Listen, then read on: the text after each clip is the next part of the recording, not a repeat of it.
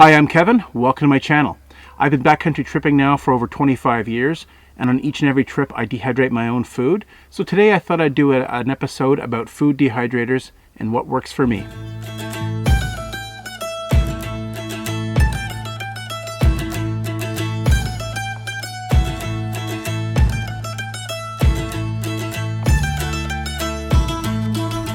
So today we're going to talk about dehydrators. I've got a number of videos on my channel that are all about how to dehydrate food for backcountry trips, and so it's natural that I often get asked, hey Kev, what food dehydrators do you use? What dehydrator do you recommend? And what features would you look for in a dehydrator? Those are very common questions, so today let's tackle those.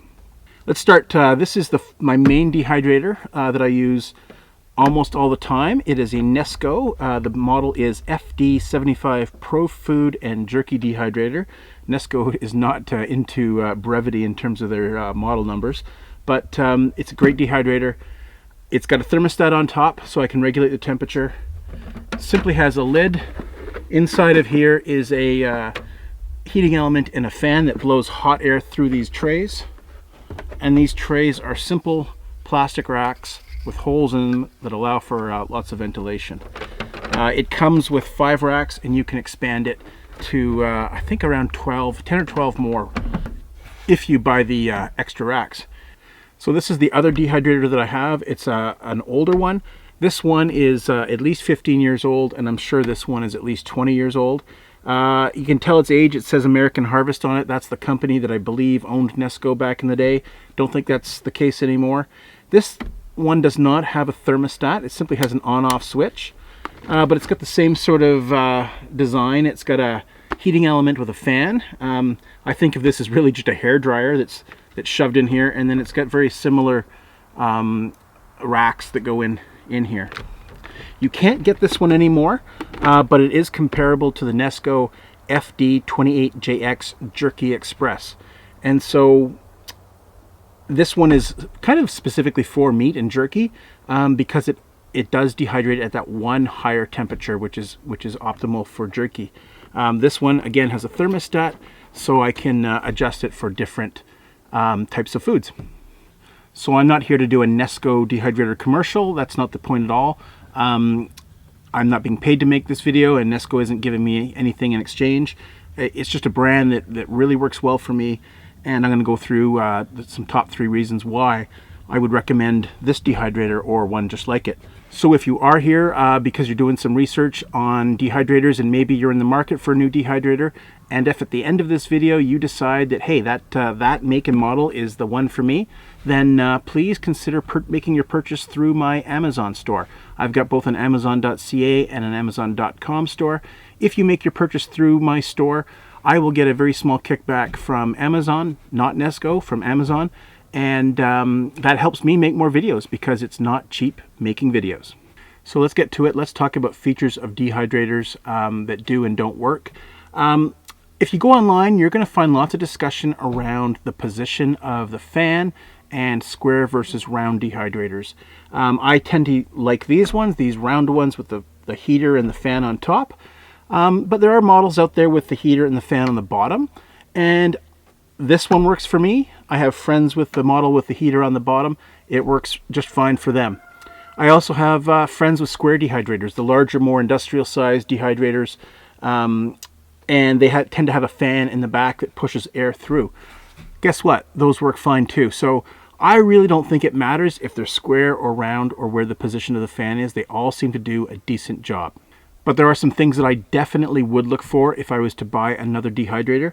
So here's my top 3 most important features you should look for in a dehydrator for backcountry camping. If you're buying a dehydrator for some other purpose, you may have some other features that you want to consider. But for backcountry camping, your meal system is going to gravitate towards soups and stews and chilies and that kind of thing, and you're going to tend to do big batches. So number 3 most important thing for me is capacity.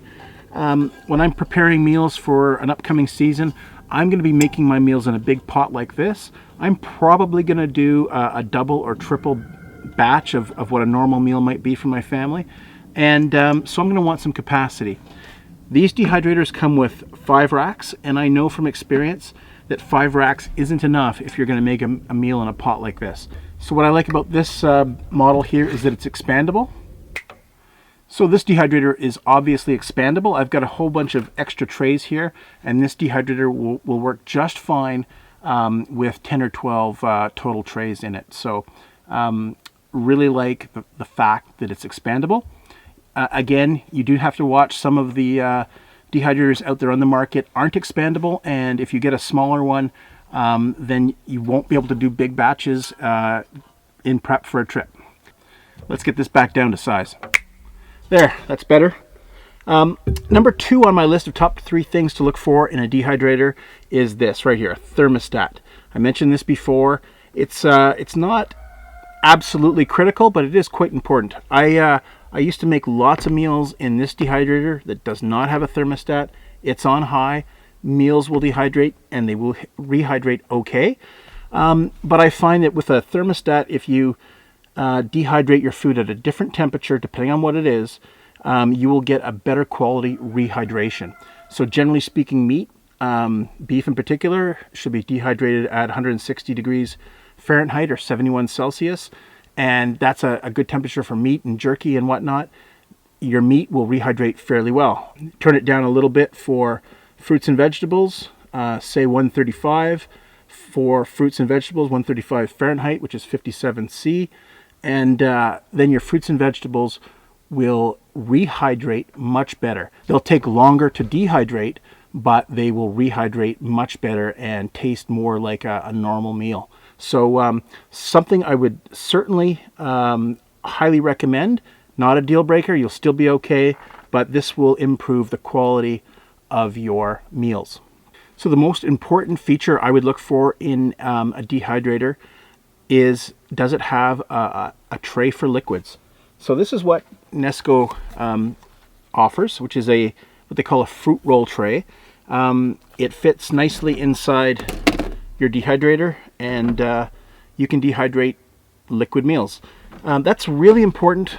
Again, perhaps not for a gardener who's dehydrating herbs or vegetables from their garden, but if you're backcountry tripping, your meal selection is going to gravitate towards soups and stews and sauces and chilies, that kind of thing. And so having a tray for liquids really is really beneficial. You can cut parchment paper to fit inside here, but with a round dehydrator, that's a bit of a chore. You can make a template, make it more efficient, but it's so much easier just to get a tray designed for the purpose. And these trays actually have a bit of a lip on them. That's one thing I really like about them. A lot of the square dehydrators that are out there, you can buy trays for them, liquid trays, but the trays don't have a lip. So you've got to be careful about spreading your liquid meal close to the edge. So this little lip really, really helps. And I find this is just a massive time saver and optimal for backcountry tripping. Unfortunately, Nesco, most of their dehydrators when they're new only come with 2 of these trays. If you're going to be getting into this, I highly recommend getting a whole bunch of trays. These are a little bit orange because every once in a while one gets a little bit stained with spaghetti sauce. But I've got one of these for every tray that I have, at least one for every tray. And again, you're doing big batches, preparing for a trip or a whole bunch of trips. If your time is limited, this is a time saver and well worth it. So I think beyond those 3 main points, the only other thing I would look for in a dehydrator is to ensure that it's relatively easy to clean. These trays are easy to clean. These racks are easy to clean. You're not supposed to put them in the bottom rack of a dishwasher, but I do. I'll put them standing up in the bottom rack of the dishwasher, and I'll just run a short 20-minute cycle, and they come out really nice and clean. They're also really easy to just dump in your sink and soak for 20 minutes or an hour or whatever, and then they're easy to clean up. So that's something I look for. Nesco does make 2 different sizes. These trays are 13.5 inches in diameter. They also make a different model, which is a larger model, and the trays are 15.5 inches in diameter. These 13.5 inch trays and these trays as well fit very nicely in a normal size sink, and again they stand up inside a dishwasher and just have enough clearance. So if I was considering buying one of the larger diameter models, the 15.5 inch, I would want to think about how I was going to clean it. You're going to probably be putting those trays crossways in your sink from corner to corner and washing them that way. They may or may not fit in your dishwasher depending on how much room you have on your bottom rack. So that's it, guys. I hope you found this video useful. I hope you got something out of it.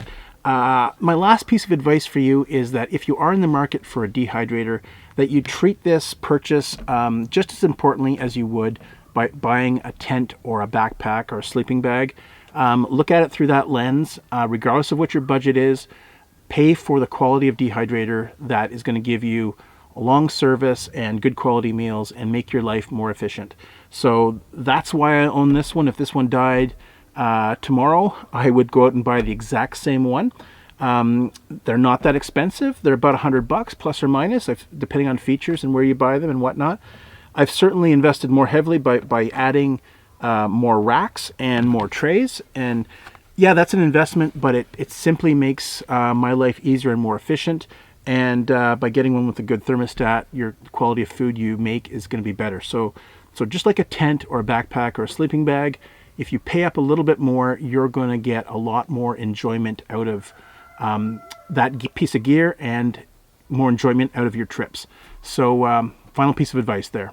You can probably find some cheaper dehydrators out there that maybe don't have racks or maybe aren't expandable or maybe don't have a thermostat, but you're going to save 30, 40, maybe $50, but you're not actually going to enhance your experience with that purchase.